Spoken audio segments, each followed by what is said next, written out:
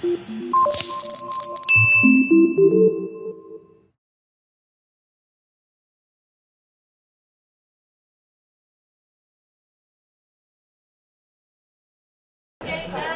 evening, everyone. We're very happy you're all here in the beautiful Goethe Institute and for Volt discussion series. My name is Marlene van Loon. I'm one of the city leads here in Amsterdam. We're going to discuss Brexit tonight, and I want to thank Tim Barbas, who's actually downstairs right now waiting for Erik Varwijk. And Gerrit Jonkhout, who's sitting there for the organization on this event and these amazing speakers for tonight. So I think we can give them a hand.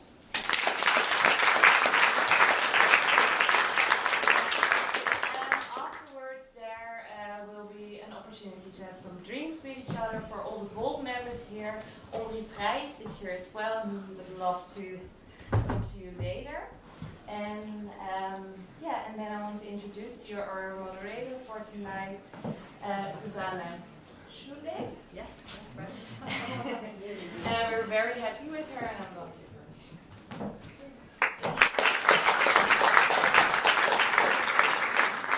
I'm so happy to see that we have so many guests. It's amazing and fantastic. Thank you for coming and being here.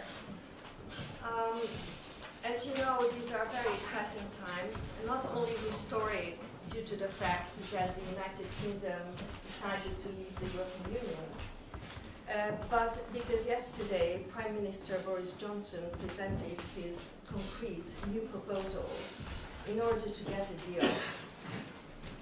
So this evening, accidentally or not, happens to be a crucial moment. A crucial moment because there's so little time left. We had a clock here, just clock of Lina Bivingen, showing the very few days we still have, or the UK has, to reach a deal. But unfortunately, according to all expectations, the scenarios we had a couple of days ago are still there, and even a crashing out or no deal is possible. Personally, I work at the Netherlands British Chamber of Commerce, and so, as you can imagine, we are busy on a daily basis with the topic of Brexit. You know that the slogan of Volt is "Don't Brexit, fix it." So I am very curious whether you will have some ideas how it can be fixed in the last half an hour of our evening. But for that, I would like to get the opportunity to introduce our speakers. I'm so sorry, we have still one guest who is looking for a parking place here in Amsterdam, so good luck for him. I hope he gets here by the drinks. So anyhow, Lina, our distinguished female member of the panel. She's director at the Netherlands British Chamber of Commerce, director membership, and she has just returned from London, especially for this evening, as she was busy there negotiating, among others, issues related to Brexit. And then we have Sebastiaan Scholte, a businessman, related to the logistics industry, if I know it well. So I suppose he is very knowledgeable about all kinds of chaotic scenarios that can occur in case the border controls are not well organized and a no deal would occur. Maarten Kuiper is a very interesting person because he is involved in all kinds of grassroots activities, interviewing local people about food supply chains that could go totally wrong in case of a no deal. And if I understand it correctly, in the framework of your Brexit road trip, you were interviewing people trying to figure out why voters behaved the way they did in 2016, if I know it correctly. But of course you will tell more about it. And Dick Pels, the thinker, the abstract thinker, pro-European, author of numerous multiple articles and books, and we would like to hear your vision about the future of Europe and European identity.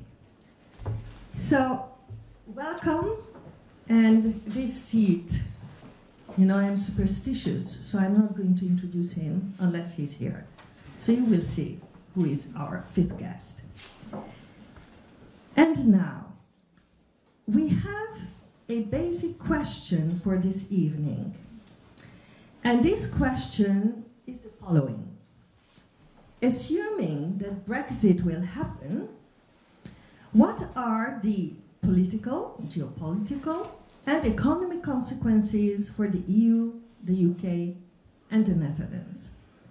But before we plunge into this question and trying to figure out what the possible answers are, I would like to ask the members of this panel to try to summarize in about 5 minutes the most relevant issue or point that you have to make related to Brexit. So, Lina, please begin. Well, if I would have to summarize it, I would say the United Kingdom is very divided, will remain divided for a long time, and I think that that is a very, very big issue that will remain the case in the UK.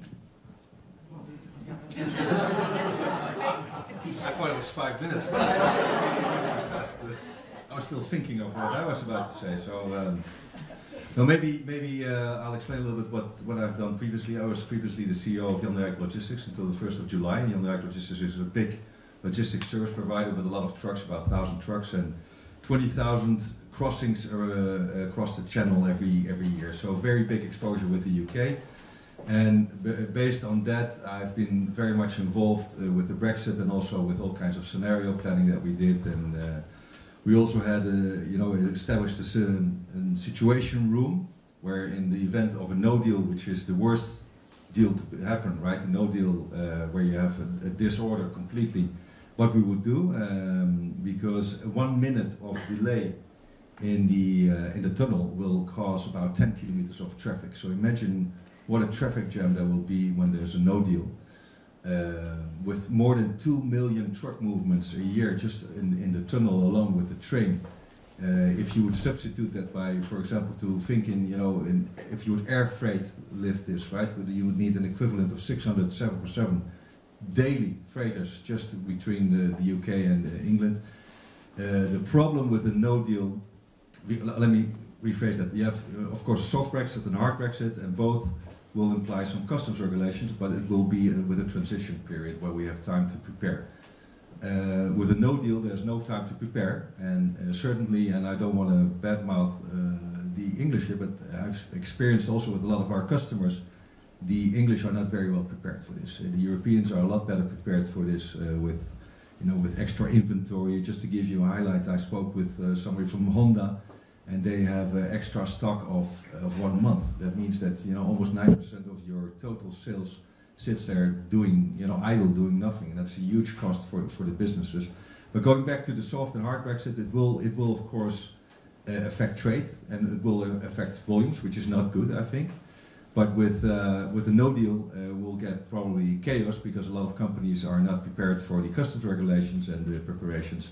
And the infrastructure is simply not ready to cope with this. So if trucks will be sent back, you will have a doom scenario where you will have probably days and maybe weeks of delay. And this, of course, is a very bad situation. On the other hand, I'm also quite positive that once this will be sorted out, you will have 1 or 2 months of chaos, and then it will be sorted out. The last point I wanted to make is, and this is from a European perspective, I'm really pro-European. I hope that the UK will stay, that somehow there will be a referendum. But if not, I hope really that the EU is not giving them an extension again, an extension for the same bullshit that they had before. I mean, it doesn't make any sense, I think. So then a no deal and a hard exit, because otherwise it will be the beginning. If the exit of the UK will be successful, perceived successful, and it will be the beginning of the end of the European Union, I think. So I think it should be a failure, this whole Brexit, and it should be very visible for the other countries, and then hopefully in the next 10 years they will come back and in other terms, we'll see. Thank you. So my name is Maarten Kuiper. I wanted to ask, are there any farmers in the room? Or one farmer. Okay, that's good. Other food producers? No. Okay, so my name is Maarten. I run, since about a year, I run a website called Food Chain Traveler. I thought it'd be interesting to start a website or a blog about food. Who's done that before? But instead of focusing on food itself, I wanted to focus more on farmers, on food producers. So what is it like in this time to produce food in the larger context of climate change, of Brexit, all these big things that we keep talking about as a society, but sometimes we sort of forget to talk about the people who actually have to do the work. So I've been on farms for the past year, I've been on boats working with people and then interviewing them and publishing that on my own website. And in January I thought this is going to be interesting in the UK as well. So what if I do a road trip for 2 weeks, I rent a van, and I visit as many as I can, many farmers, fishermen, but also food banks, representatives of farmers. So finally I ended up visiting and interviewing 11 people in 2 weeks. And main questions that I asked them was, what was it like for you on the day that the referendum was held? I specifically didn't ask them what they voted because I thought that might be a little bit sensitive.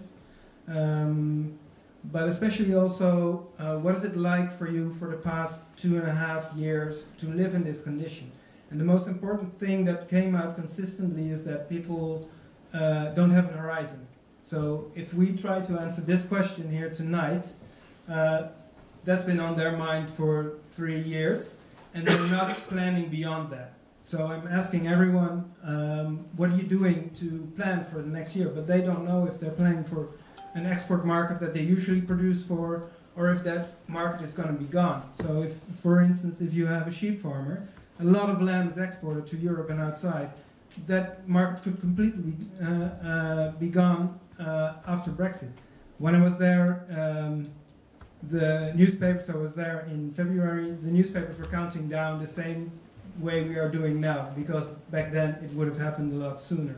And now again, we're counting down to the 31st of October, but it might be late again. So all these people are completely tired, have no clue what future they're preparing for. And so my main point is,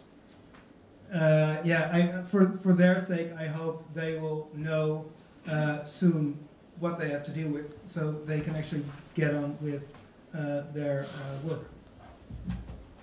Will you go first? Maybe if you could do your 5 minutes, and then I will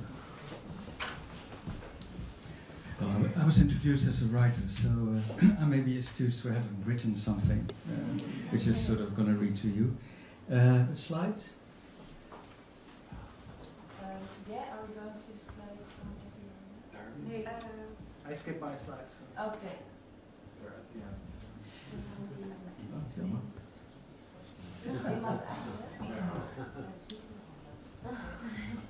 Well, I think we're all completely absorbed by the saga that Brexit has turned out to be. I, for myself, I'm glued to the TV, especially to the BBC 10 o'clock news with Laura Koensberg and John Pienaar and Katja Adler, European editor. You see, it's so absorbing, it's so fascinating every day. It really competes with the White House show, which is equally crazy. Now, for your main question, assuming Brexit will happen, let me introduce the reverse assumption. It will not happen. Of course, this is a bit of wishful thinking, but I think there are arguments to be collected in favor of that.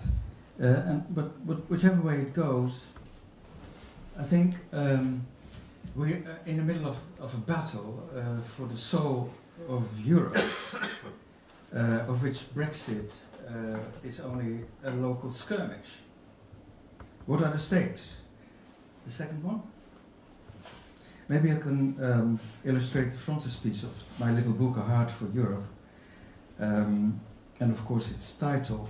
The nice thing is, second, after one, yeah? This is meant to be a reversal of this European myth, the myth of Europa. The daughter of a Phoenician king was abducted and violated by Zeus, and I try, in this picture, to reverse it. Instead, Europa lifts the bull up, and maybe it also throws it into a corner. So there is a little bit of a feminine style of doing politics versus the macho style of doing politics. Think, for example, Merkel versus Orban, or maybe think about Thunberg versus Trump. Does Europe have a soul? Does Europe have a distinctive identity? I think most Eurosceptics and nationalists would deny that there exists such a thing. See, for example, Pim Fortuyn's book from already 1998, Soulless Europe. So the argument there is, and with every populist you can meet, is there is no culture in Europe, no common identity, there's no people, and hence there can never be a democracy, a Europe-wide democracy. Instead, I would like to say it does exist, and again, there's a lot of wishful thinking packed into this, but it doesn't never exist in the monumental, singular, monocultural form which is craved by the nationalist. It's pluralist, it is self-critical, and hence much weaker. And this weaker identity also applies to the individual nations themselves. And therefore, you can add them up. You can add up the national identity and the European identity. They're not mutually exclusive. In the words of Peter Pomerantsev, who recently wrote a very nice book, This is Not Propaganda, being European is not some superimposed identity, but, and I quote, the ability to wear identity lightly. That's why it's very interesting to look at the recent controversy around the idea of the European way of life. You know that the incoming president, Ursula von der Leyen, has rebranded the portfolio of migration, home affairs and citizenship to a new office, and it's called Protecting Our European Way of Life, including asylum and migration. In a mission letter to the candidate commissioner, she spoke of upholding the European way of life, among other things, through the proper management of migration. Now this turned out to be a very explosive combination of terms, and was immediately criticized for its supposed similarity to xenophobic slogans which are peddled by the populist right. For example, Marine Le Pen, the French leader, immediately saw this as an ideological victory. But others, more critical, such as Guy Verhofstadt, Green representatives, said that von der Leyen should distance herself from this rhetoric, which is actually the rhetoric of Viktor Orban, the Hungarian Prime Minister, who keeps on saying that we need to save European culture, save European civilization by keeping strangers out. While the real threat, they maintain, to European culture and identity originates precisely from the illiberal nationalist and populist such as Orban himself. So inevitably this migration issue sits at the center of the debate of European identity. Is Europe something which must be reserved for white Christian people, or is it wider? Recall that the Brexit vote also crucially turned around the migration issue, which formed a large part of the idea of take back control or sovereignty of the people. And of course of fears stoked by merchant of fear such as Nigel Farage. It became the prism, migration became the prism through which many people began to see their everyday problems, which are very real, but different from the migration problem. The Brexit saga also offers a prime example of another identity issue, the threat of pluralist checks and balances democracy degenerating towards the tyranny of the majority. Many people also within the UK have called it this way. For example, former Prime Minister John Major. What is happening is tyranny of the majority, or rather the tyranny of a very small populist elite posing as the majority, posing as the people. Now let me close off by briefly summarizing the central proposition of my little book. Europe still represents the most momentous civilizational ideal of our time. Civilization means that violence, cruelty, harassment, and humiliation are as much as possible banned from society. It demands that the power of the strong cedes before the right of the weak, and that fear gives way to trust. European civilization is the never-ending quest for a more gentle, more relaxed, less dangerous, more trustful society. Now this is, I find, indeed the grandest imagination and the grandest political ambition, in the simplest of terms, to create a society in which people are no longer afraid of each other, of their institutions, and of themselves. This conquest of social fear necessarily precedes the preconditions everything else that is important for the good life: freedom, democracy, prosperity, toleration, sustainability. And as such, it can be viewed as a deepening and a generalization of the original mission of never again war, which can be called Europe's primal scream, which is often dismissed these days as a nostalgic admonition, but which is once again acutely relevant given the intensification of violence, both physical and verbal, which we are experiencing today. Indeed, on this count, both Brexit and the Trumpian USA represent a regressive movement in civilization, a backslide from a culture of deliberation and democratic compromise to a culture of polarization, fear-mongering and violence. Populists such as Trump and Johnson have appropriated our most precious ideals and successfully nationalized all of them. We urgently need to reinvent them and defend them much more vigorously. Freedom, democracy, solidarity, tolerance, sustainability. And especially, I think, moderation, which is not a virtue that the populists, of course, embrace. We must all urgently need to reinvent them and defend them as European ideals. Thank you.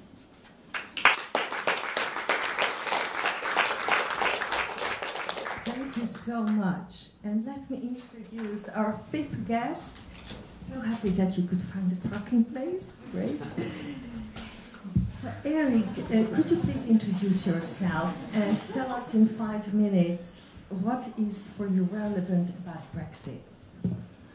Well, first of all, I'm sorry about being so late. I only experienced the Amsterdam version of a city divided instead of a country divided or Europe divided. As it turns out, as you turn into the Wiebaasstraat, it's impossible to actually enter the canal zone. It's completely shut up, so in the end I had to park in the Bijenkorf and then walk another 20 minutes back. But finally I made it. And I think as long as you don't know how things have changed, it's difficult to, to deal with it, as in my case when I tried to park my car. But I think once you know it, of course you're prepared, and I think then you are better able to deal with that. I think that is also going to be the message of my short speech. I had the privilege of living in London for almost 2 years, working with Virgin Atlantic as a chief commercial officer. And when I got asked to, to do an interview at Virgin Atlantic, I was really surprised and proud, because somehow I felt that this was an iconic airline to work with, from one of those British icons, Richard Branson, that somehow unconsciously fell into something bigger, which I only realized later on. And that had to do with, at least from my Dutch perspective, what was described by Dominic Sandbrook in his book, the British Dream Factory. I think the British, despite what he argues, the political and economic decline of the British Empire, have still been pushing above their weight, far above their weight, when it comes to imagination and, let's say, producing entertainment.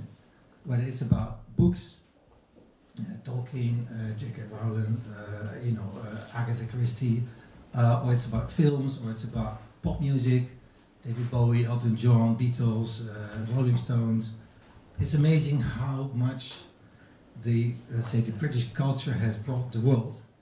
And I somehow felt when I when I moved to London, became part of Virgin Atlantic, that I somehow fitted in this British dream factory. And why am I saying this? Because it reminded me of what you said. You know, you're glued to the television every night. Somehow Brexit is also part of the great British dream factory, a way of, you know, telling stories, doing things in a fairly dramatic way that actually everyone feels attracted to, even though you could also argue maybe it's not worth it because it's only, you know, a small step back, which from an island perspective was maybe only natural. I'm just thinking from the British perspective, and I'm not saying all the Brits think like this, because their country is heavily divided, but in the end, you know, last week on the radio I heard the mayor of Texel talking about how Texel could be energy self-sufficient. And I thought, this is weird. But I recognize that feeling of islanders wanting to be self-sufficient on their own, and they fear that a lot of bad things are to happen from other sides of the sea. Which is also true. If you look at the UK, you know, not much good came necessarily from the Romans, the Vikings, the French, and the Germans in the last century. So there is only something of a natural way of looking at the continent as, you know, that is potentially a danger, a threat that we need to keep away. So I understand some of that sentiment on the British side of Europe. Coming back to my business, of course, there will be practical consequences of a no-deal Brexit, if that happens at all. I don't know. I still don't know. But I think somehow, to a lot of British, that doesn't matter, because this is not about what the Dutch always worry about, the economic side, the practical side, you know, about efficiency, how to organize stuff and how to deal with stuff. This is more about a political decision that's much bigger than just that. And they're willing, at least the Brexiteers are willing to suffer some economic growth for a much greater good in their view, which is, you know, a British self-sufficient island on their own, green and pleasant, and, you know, living life according to their dreams. From my business perspective, I say, well, we are a company, we are in the business of designing and building flight simulators. We operate flight training centers, one in Malta, one in London soon, and hopefully more to come outside Europe. We just have to accept as an organization that, you know, we do business according to local rules, and if these rules change, then it might be confusing short term, like my quest for a parking spot in Amsterdam. But longer term, you know, I just returned yesterday from a trip to Central Asia, and, you know, the world is totally different there, but it doesn't mean I would not invest in Central Asia because it's so different. And if Britain were to move outside the EU, I'm sure, like Switzerland is not part of the EU, you know, there's still a great future for Britain and a great future for trade between Britain and Europe. And I would just have to make do with that and accept it and be prepared for how it's going to change. The only difficulty is it's been taking very long, and there's a lot of speculation about how things will change, and we just don't know. And that, for me, as a Dutch CEO of a fairly small company, is a problem for now, but shouldn't necessarily be longer term. So I think that was my short message or introduction to the discussion, which I said also to Tim. I'd rather have the discussion than long speeches, because I think I believe in the interactivity and in the dialogue. So I would just like to leave it there. Very nice. Thank you.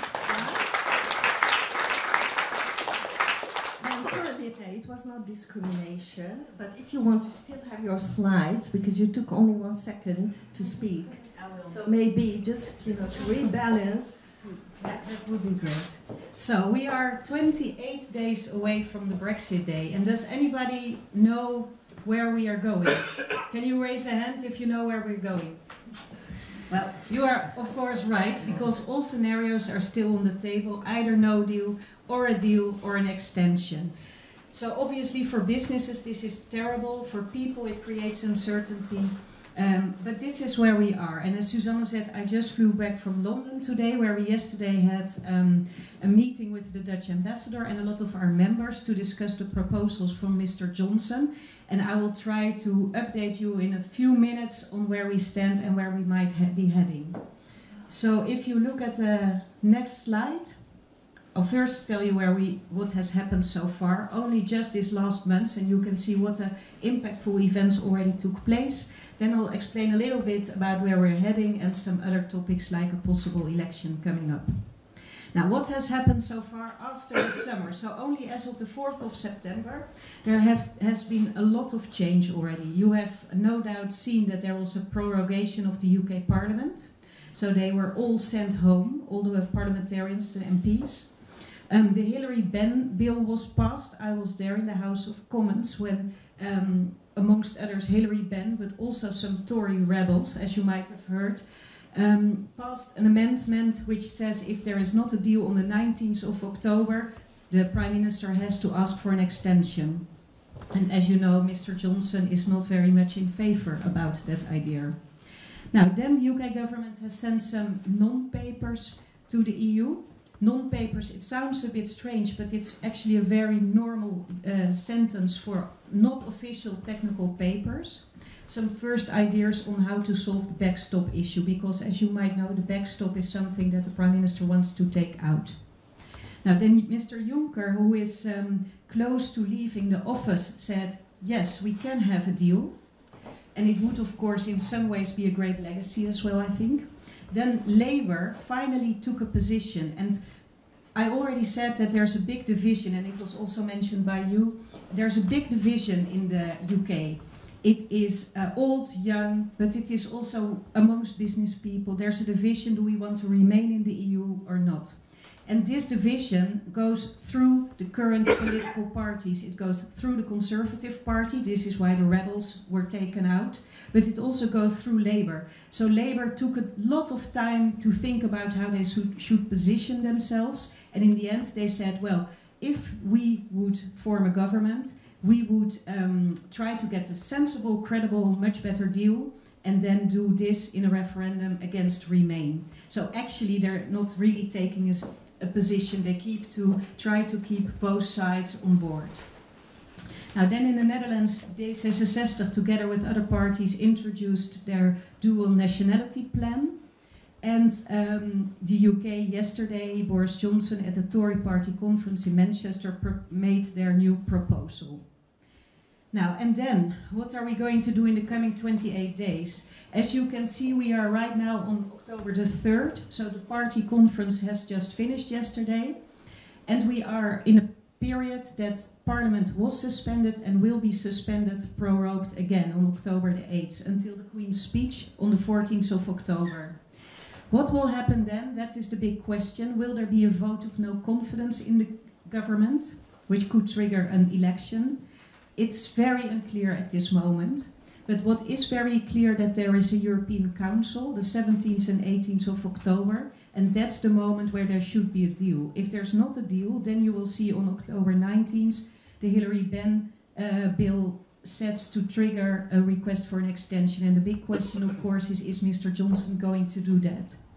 And then you see it, 31st of October, that's the Brexit day, and then after that you will see later, I think there's a lot of speculation that there will be an election. I think the bookmakers in the UK call it 70% of chance that there will be an election later this year.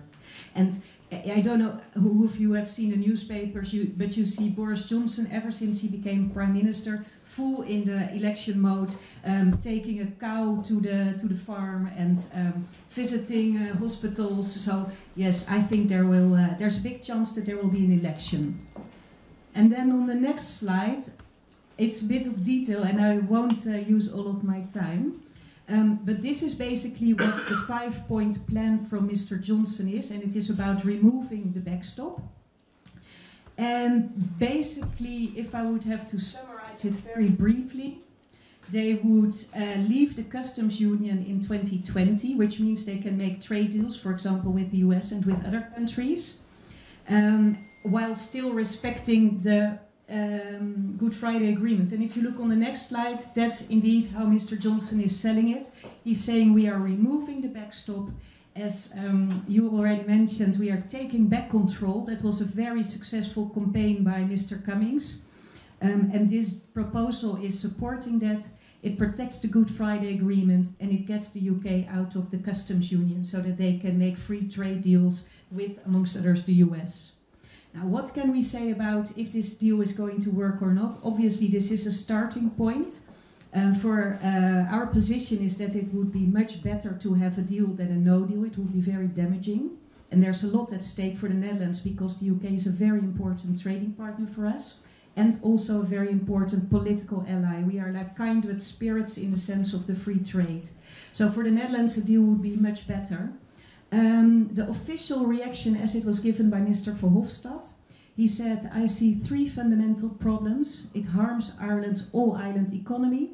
It is not operational. A lot of details would have to be worked out in the transition period. If I'm being too technical, let me know, but just raise your hand if there's a question. But there's still a lot that needs to be worked out. And then the question is, do you want to take that bet? Do you trust the UK government to work that out in the transition period? Most of the people think, well, if we make a deal, it should be included now. And there's simply not solutions yet for everything. And there is in the proposal a veto. So every 4 years, this agreement would have to be renegotiated and Northern Ireland could veto it, which means that it doesn't give the certainty. And if you want a backstop or a safety net, it's quite nice if you know that it's always there and not going to be removed just at the moment that you want to jump, for example. So that gives uncertainty. So the question is that then really the backstop, the safety net that we need? I'm not sure if this is too detailed for you, but I just want to point out 2 very brief points, and that is that this proposal is creating another border, which goes against the Good Friday Agreement. It is a threat for peace, because it will not be so united anymore as it is today, and the consent must be renewed every 4 years. So this is what I said, it is not providing the certainty they want. The difficulty though, as I said, is the arithmetics in the UK. It is so divided that this proposal will help probably 75% chance get a majority in the parliament, but there's not much room for maneuver. So making more concessions to the EU might be difficult for the Prime Minister. And then on the next slide, you will now see very briefly 2 main scenarios. There could come a deal, and it might be based on this one, a bit more compromised.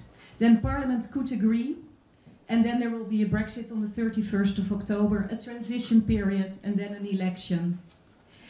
What the experts are saying is that that scenario above, 15 to 25% chance that there will indeed be a deal. I mean, we have 28 days, 17th of October is very fast. If you want to negotiate compromise, there's very little time left. So, but the chances that he gets it through Parliament, which Theresa May never succeeded in, those are actually with this proposal quite high, 75%. Now, and then, can you go back to? Yeah, this is the second route, that there's not a deal, that the Prime Minister asks an extension based on that Hillary Benn amendment on 19 October, that the EU accepts that there will be an extension until January or later, and that there will be an election. Those are like the 2 main scenarios, and then obviously you see a lot of other scenarios, and there are even more possible. Now then, the last comment I would like to make is that an election, as I said, bookmakers are saying 70% chance of an election. Will that solve the issue? Well, based on the current polls after the Labour conference, you can see that the Conservative Party with Boris Johnson is still in a substantial lead. And on the Tory conference, he was applauded like a big hero. So that is something we should bear in mind, I think. Labour now is the position that I described, 24%, and the Lib Dems that want to cancel Brexit and want to remain, they are close to Labour, 21%. So that is a little bit about the current situation in the EU, in the UK, sorry. And then I had just a slide that if you want more, we have an event in Amsterdam next week on Brexit that you could join and learn more. Do you want to ask any questions now, or do we park that? We park that a little bit. Yeah. Yeah. Thank you.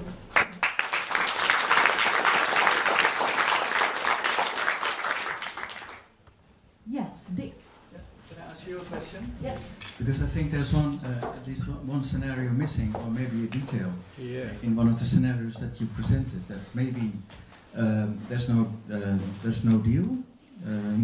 The law is neglected. Johnson is deposed. What do you mean is disposed? Well, a vote of no confidence, which is lost by Johnson. Election. Two parties, both Labour and Lib Dems, get together, united front, and they win the election. Everything is possible, but I think the most likely scenario of an election is that Labour would form a minority government, and their position differs quite a lot with the Lib Dems, so I don't see them joining. So everything is open for the moment. Indeed, the possibility that the Prime Minister is not asking for an extension is a very, very good possibility, I would say. It's a bit dangerous to make comments about it.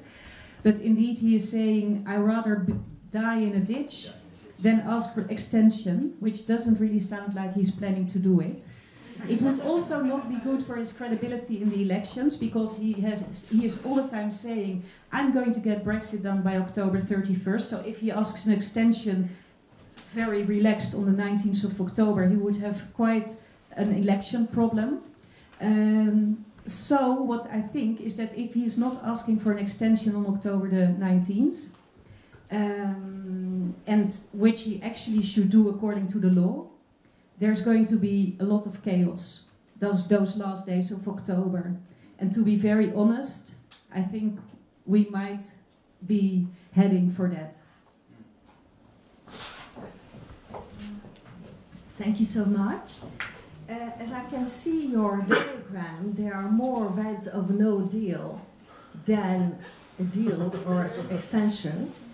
Now let's suppose, and if we play with the idea that indeed the UK crashes out immediately after the 31st of October, then my question is to you, would that strengthen Europe, both politically and economically, or not?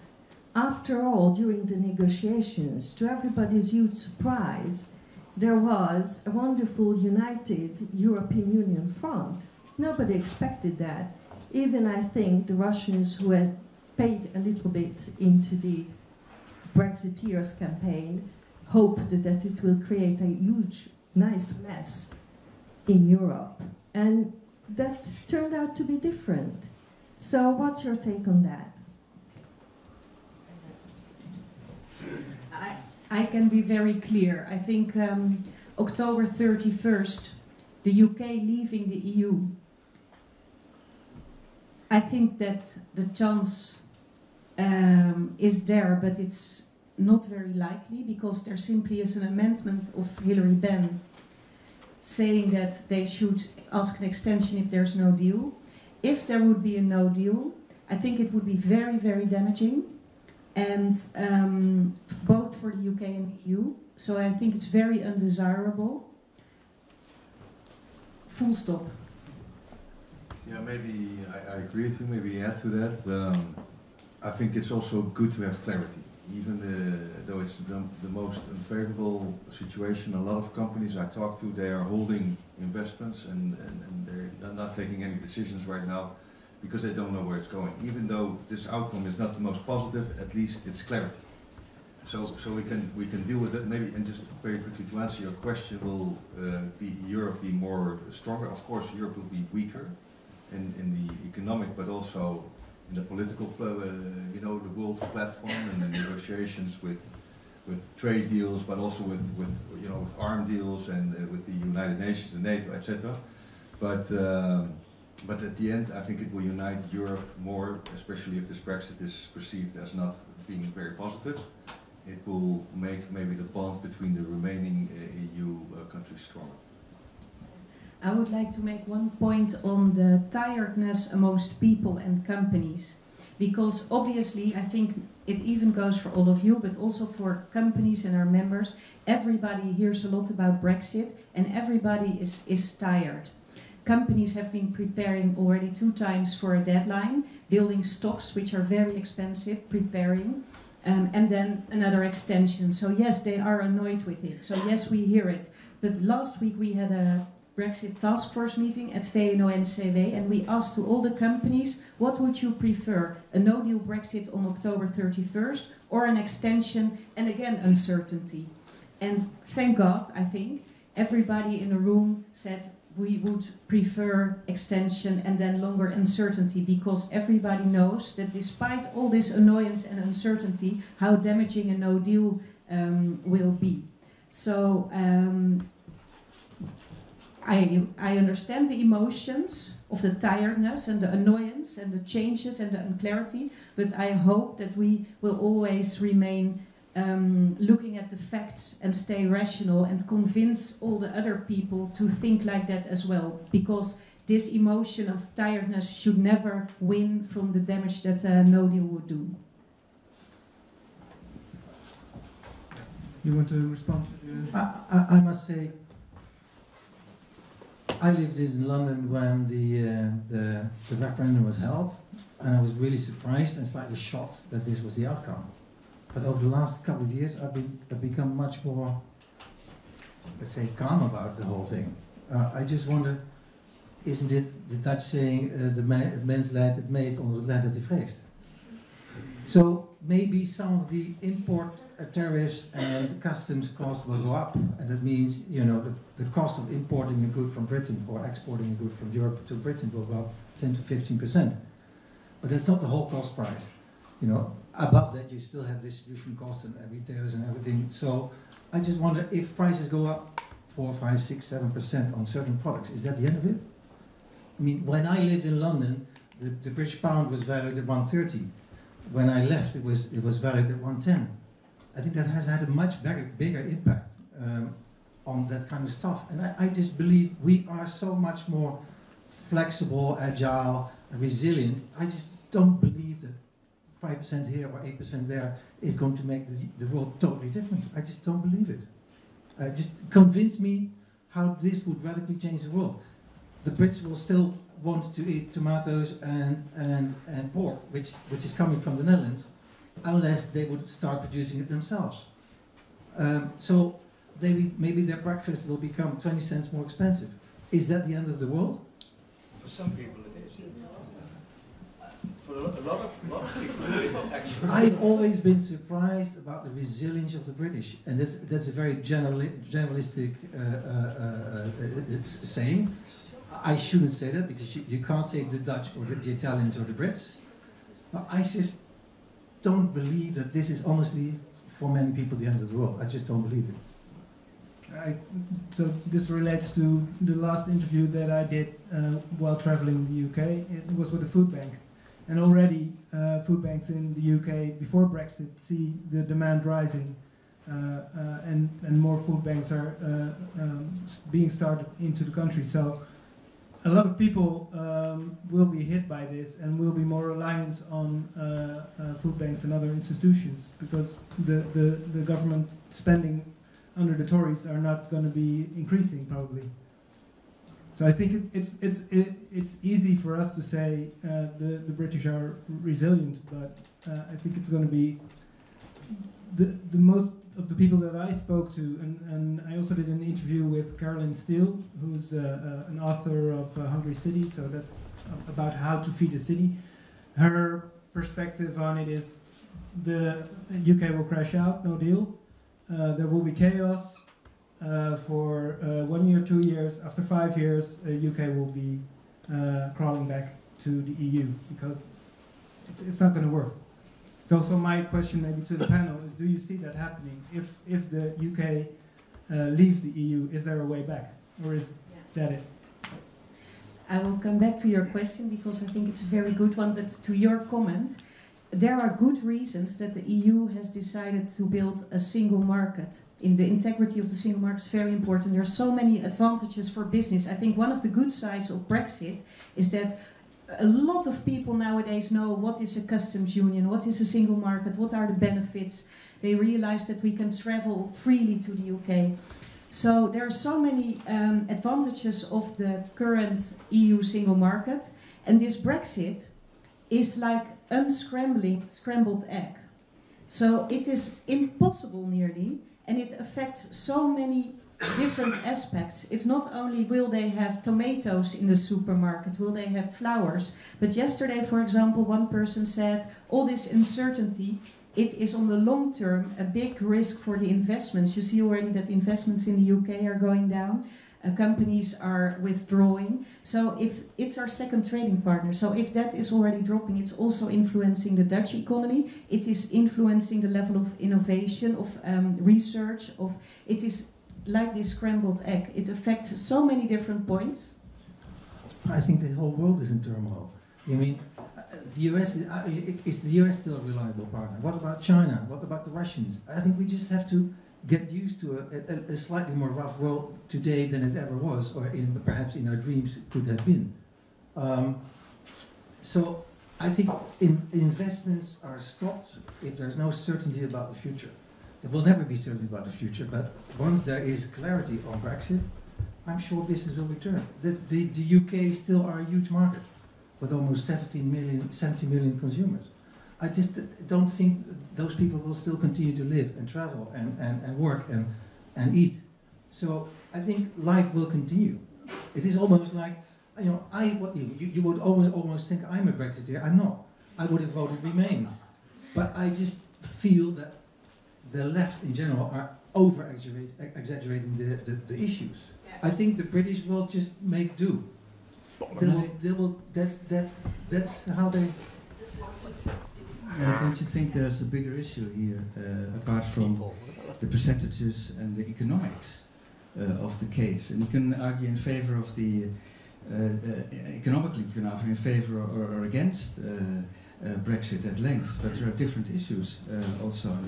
I think these issues are more important and wider also, and they have to do with what I started out saying about civilization. I mean, I do worry a bit about the way in which you seem to sort of celebrate the islander mentality as a fact of nature or a fact of history, that the Brits are islanders, and that it explains, you know, both why they want to be independent and why they are so resilient.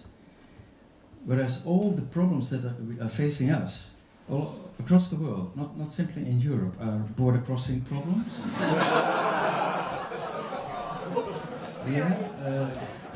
Malta, Crete. I mean, this is a very narrow. Was somebody holding the remote control on the European flag? No, but this is a very narrow-minded, I would say. Well, let me be a bit sharp. A narrow-minded way of looking at things, and a non-historical way of looking at things. So I worry about it. I mean, maybe most of us are divided between two feelings. You know, in the morning we say good riddance, because when the Brits are gone, we can move forward with Europe, maybe at a faster pace, the way we want to, and the way it's already happening as a result of, in reaction to the threat of Brexit. Hopefully, it will never happen. Because the Brits are European. Even Prime Minister Johnson loves Europe. He loves European culture. We share so much in common. We share the language we are speaking is the English language. We wouldn't get rid of that even if Brexit happens. We continue to speak English, and the Brits should be proud of that, you know, of this means of communication. Very important thing. And all the elements of culture that some of you mentioned, that Britain has given Europe. Britain belongs to Europe.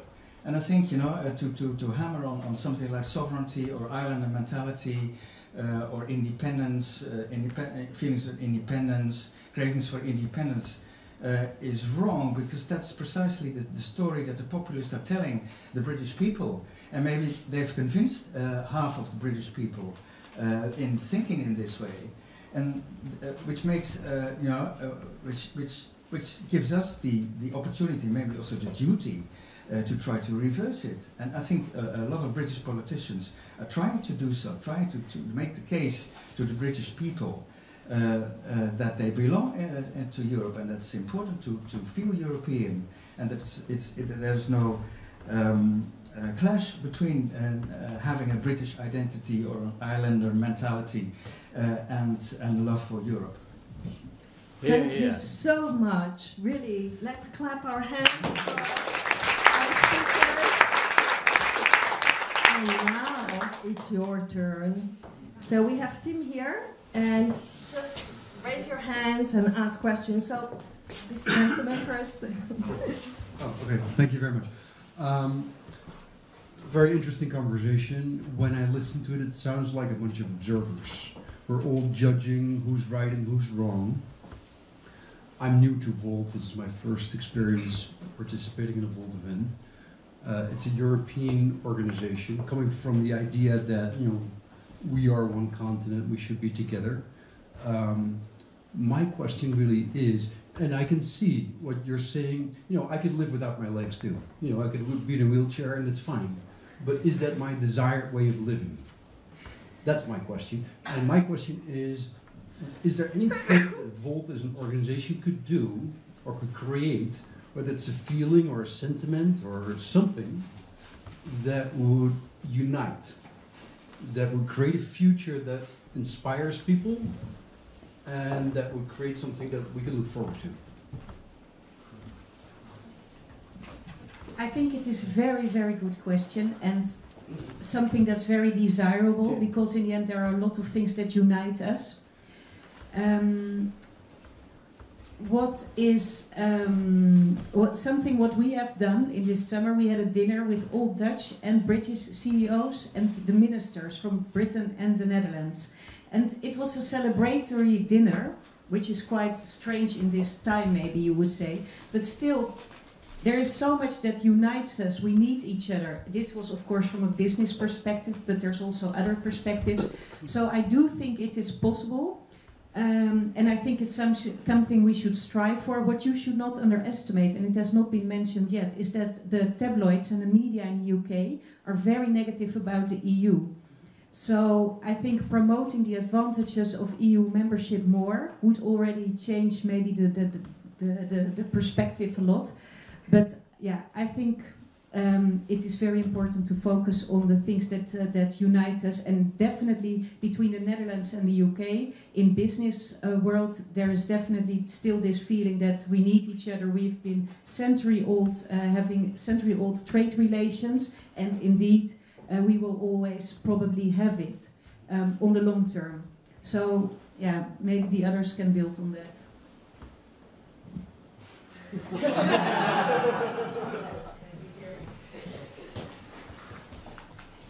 I think there are huge advantages for Europe to be together, and I would, in that sense, call myself a pro-European advocate.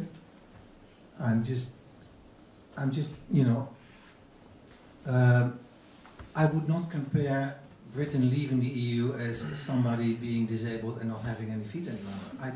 I just believe it's a much smaller thing than that. There are other countries that are not member of the EU, and we still have a very good relationship with them. I just don't believe that it's just not the disaster that we try to picture over here. And the other thing is, we can blame populists or certain media. I don't think it is about that.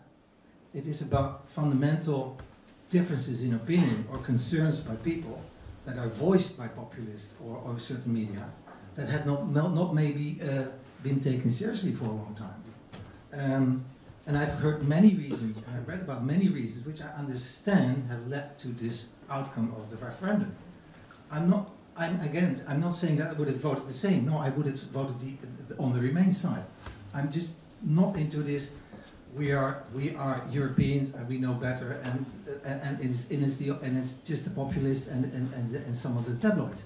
It's not the case. It's about much more fundamental issues. I've worked for many years at Air France KLM, and that was not always about a European one family kind of airline. It was about national interest. It was nothing to do with Europe, and the national interests still play a huge role within the EU. And there's a lot that countries can't influence, and people feel rightfully concerned about.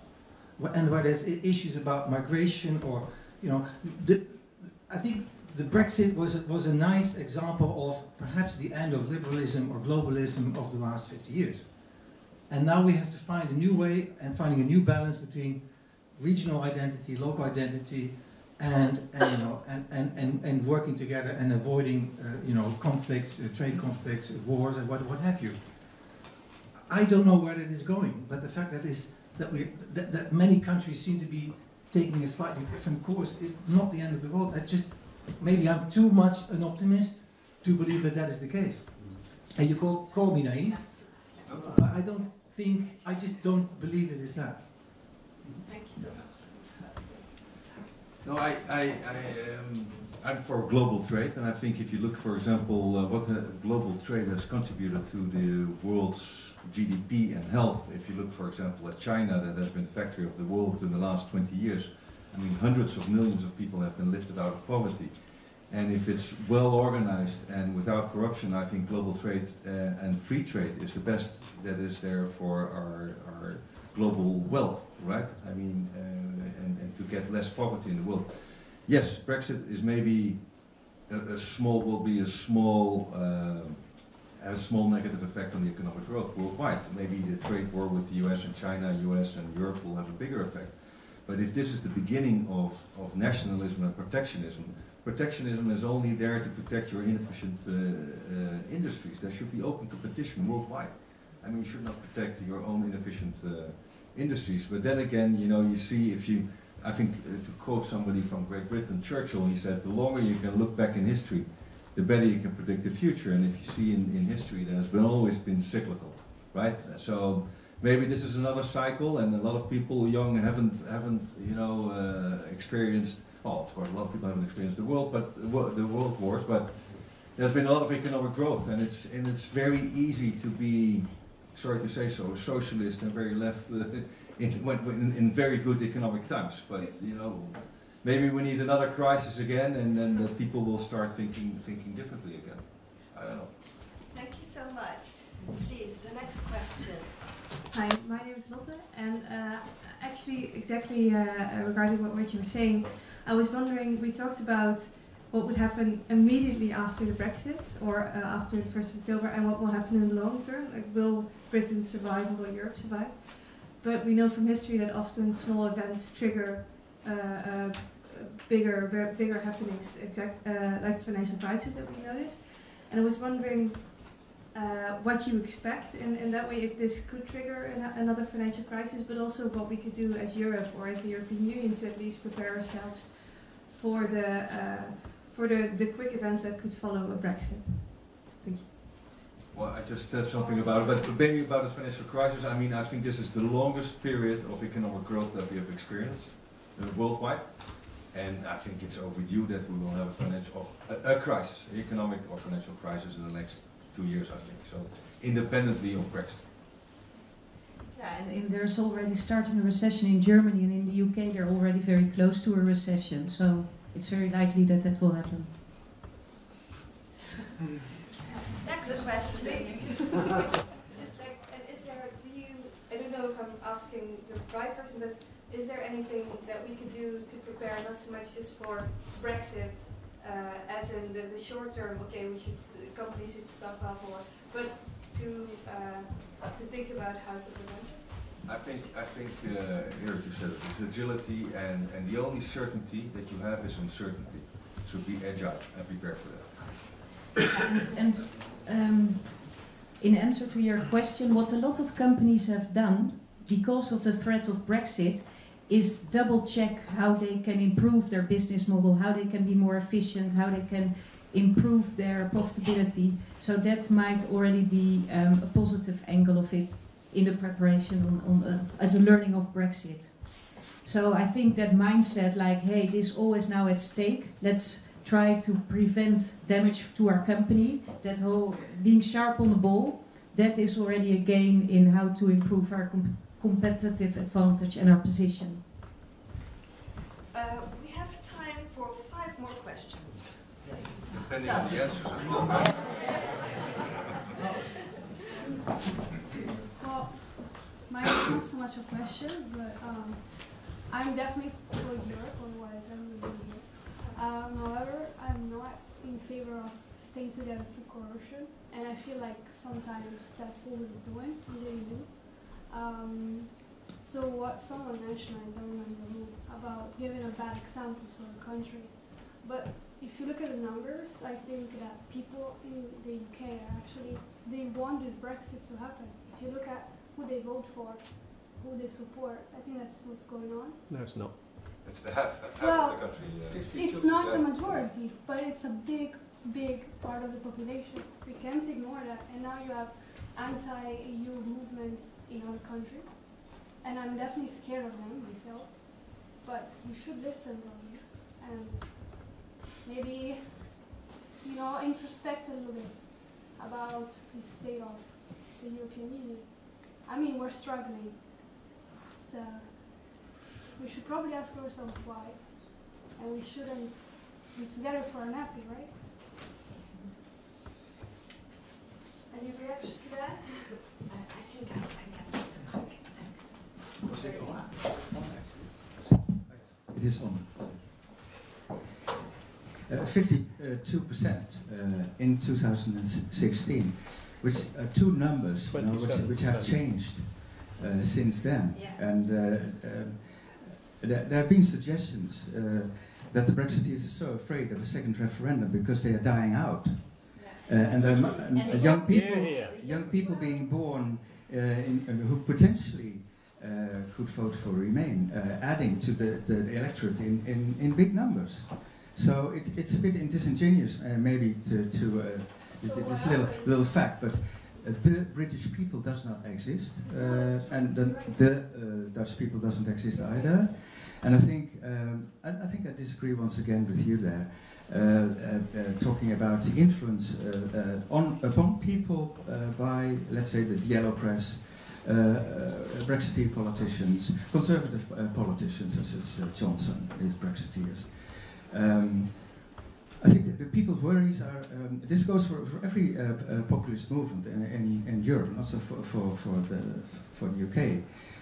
People's worries are very real, and they originate from very real concerns about the economy, about jobs, and maybe also about immigration. But they are whipped up. Maybe, let's say, 50% of what people feel in terms of protesting is very real and originates from very real concerns, which are also addressed by other parties, by the Labour Party, for example, or by the Greens. The other 50% is the language or the stories that they are told by the press. The media are terribly important. I mean, terribly important in the UK, especially in the UK, by sort of informing people, but also putting the stories into their heads about, you know, who's to blame, what's the way forward. Europe as the big the EU as the big scapegoat for everything, etc., etc. And migrants, of course, generally migrants as big scapegoats for everything. So you shouldn't take that for granted. There are not people that are clamoring for a certain thing, and politicians and journalists simply representing what they ask for. It's very much more complicated, much more of a circular movement of people representing other people, but informing them, maybe telling them what to think in a certain way. So it's very difficult to price that apart, and that's a reality that you should reckon with if you argue for example, a new Remain campaign. What if Brexit doesn't happen? What if there's an extension granted by the European Union? Boris Johnson falls, there's a new government, there's a new referendum, not a new election maybe, but a new referendum, who knows? And there's a very successful Remain campaign. I think those 52% do no longer exist. Maybe there's 40% or so still want Brexit to happen, but they can be convinced. I think they can be convinced with a good Remain campaign. You know, they don't change votes. They just vote for what they voted before. Yeah, no, but what you see in the UK is that it was primarily the older people that were voting Brexit, and the older people are leaving this. Not all of In any case, they will not vote anymore. And the younger people that were quite lazy with the referendum anyway, but their group is growing bigger, and they are more likely to vote for Remain. So indeed, you could see. So I'm convinced that the opinion about the EU in the UK will always be very ambiguous. Yeah. But nevertheless, I do think there's a big chance that we are already at this tipping point where the majority might vote Remain. Yeah. And some more questions? We got to hear in the back. Yes, please. Hi, Maarten, I'm also new to Volt. And I actually agree more with his point of view in the sense that we also need to see also the other point of view, because even if we have a good point of view of Europe and the democracy, we are too much, I think, extremized towards our point of view without listening to the other point of view, kind of making this thought more aristocratic, socially aristocratic. And this might not make us understand what the other people that actually voted, even if it's 40% is a lot of people, why did they vote for this? So my question in support of his point of view is, what would be instead, what would be the positive effects of a Brexit? Because this we didn't talk much about it, because just to critique more, to make our point of view stronger, we need to critique it, to criticize it more, I think. So this is my question. So you're asking positive effects of Brexit? Yes. Focusing solely on food, food has been a topic of conversation in the UK. People have been talking about what the standards are that they want to have on their food. So the big thing is that the chlorine-washed chicken will come in to the UK, and the hormone-fed beef. So that is, to some people, that is a positive thing. That people start to think, what do I want the standard for my food to be? Also, food autonomy is growing. The food producers that are least affected by this are the ones that are already focusing on the local market. And a lot more people are doing that, a lot more people are eating local, so that's good for local economy as well. Yeah, for businesses, for example, at Jan de Rijk, we gained a lot of customers with, they established a distribution center for Europe here in the Netherlands, for example, and in other countries instead of England. And there's other companies coming to mainland Europe as well, so that means more jobs. For us. Yeah. So that, of course, I agree. There are definitely some advantages, but as the chairman of VNO-NCW, Hans de Boer, said in English, all the advantages. So, for example, there are indeed companies that are better prepared than their competitors.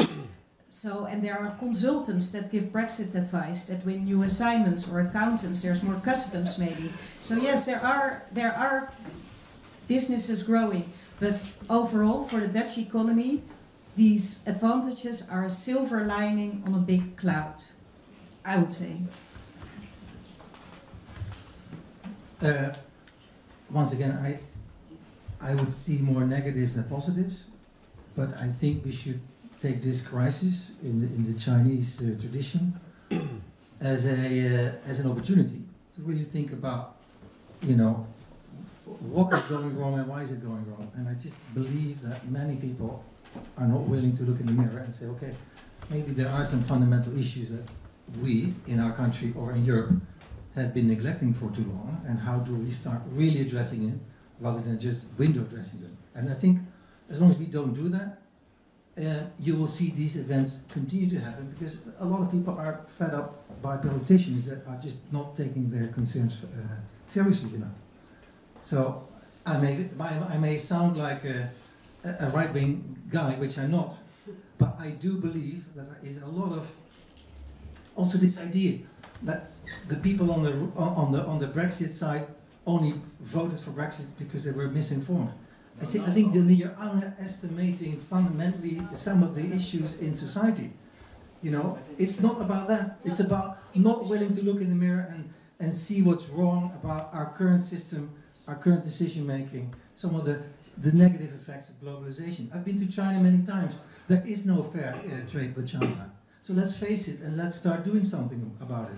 I hate Trump, but I like the fact that he actually tries to stand up against China. I said, well, listen, we have to do fundamentally things differently from now on, because, the fact that I cannot own a company totally, that you copy my stuff and I have to take it for granted, those are fundamental issues that we cannot take for granted. And it's also about the non-democratic elements of Europe, or it's about the immigration.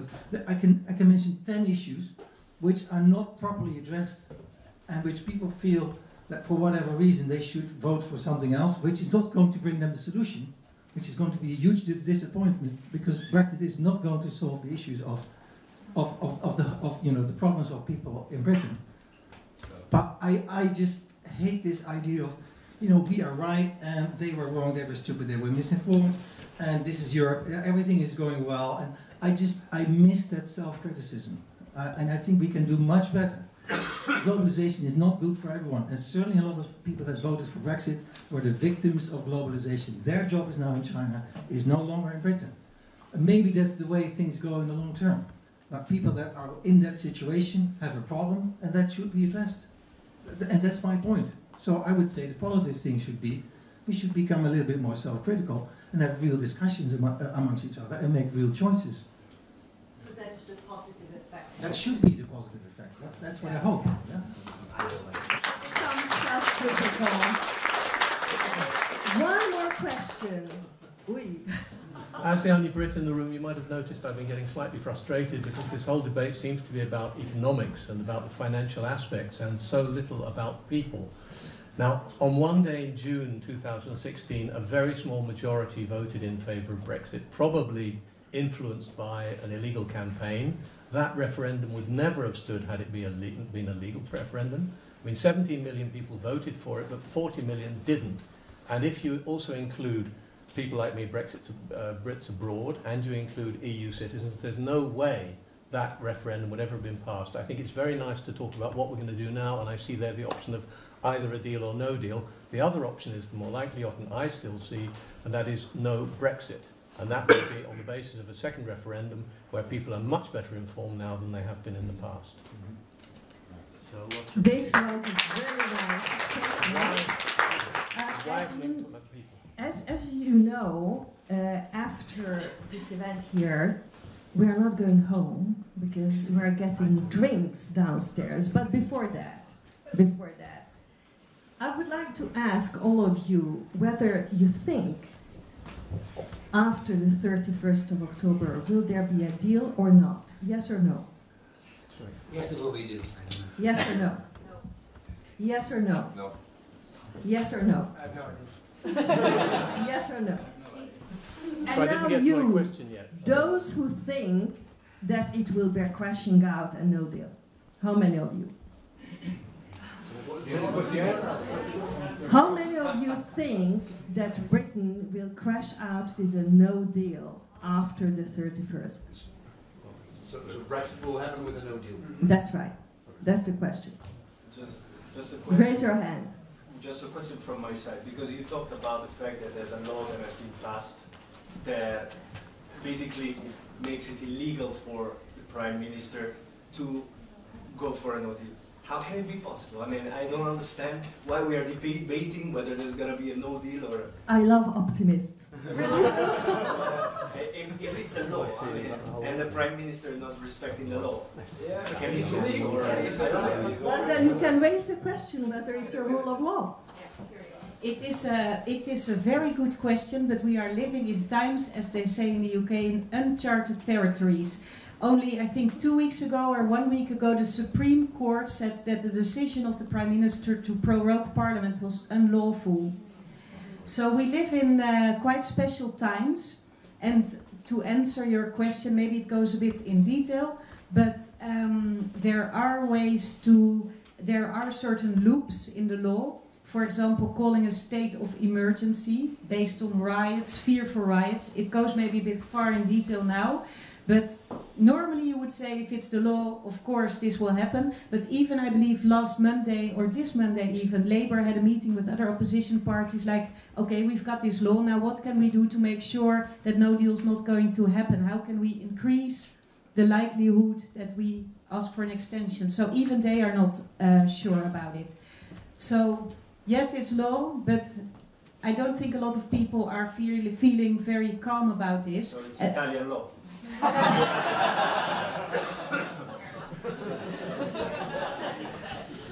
Well, on that note, I invite you to have some drinks, but before that, we have some.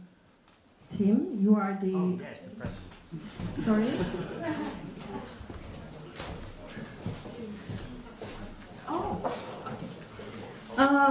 These are some special things because 3 of the 5 represent Spain in case there is a no-deal Brexit, and 2 is for hope. So the cactus represents Spain.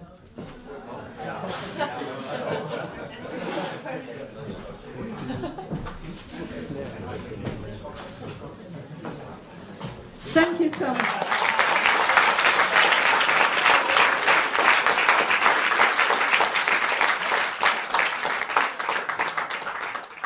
And now we will be escorted to the drinks.